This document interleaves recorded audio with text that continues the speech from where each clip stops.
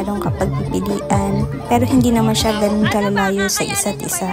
Pwede ka magstay doon na maligo at wag na magpahantay doon sa balsa na nirent nyo. Kasi yung balsa, good for 2 hours lang siya. So after 2 hours, kailangan na kayong ibalik. So kung nag-enjoy pa kayo at ayaw nyo pang bumalik, pwede magstay kayo doon. So ganyang kalinaw guys yung tubig dito sa Imuki Island.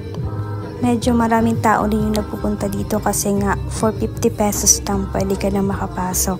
At marami rin siyang tindahan dito na pwede makabili ng mga souvenir, ng mga pasalubong. Although 2 hours lang kami nagstay dito, masaya naman siya kasi nakakabusog yung views niya. Pagpunta mo dun sa mga spot, yung mga bangkero, sila kuya, pwede ka nilang kuwanan ng picture para ikaw magpo-posting ka na lang or mag-take ka na lang ng mga videos. Sila na rin bahala, sila na rin yung mag-load mo kung anong gusto mong ipakita dun sa video mo. Sila rin magsasabi sa'yo kung saan yung magandang spot para tumayo at picturean ka nila. So ito yung view na hindi nakikita kapag nandun ka lang sa bungad. So ayan siya.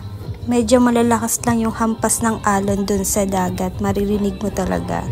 Pero dun sa lugar na nandun kami, medyo kalmado lang. Kasi may mga nakaharang na mga bato-bato. Ayan siya guys. Sobrang linaw ng tubig. Kung meron lang clear kayak, pwede ka mag-picture at sabihin mo, nasa Boracay ka na. Diba? Sobrang linaw, sobrang ganda ng tubig.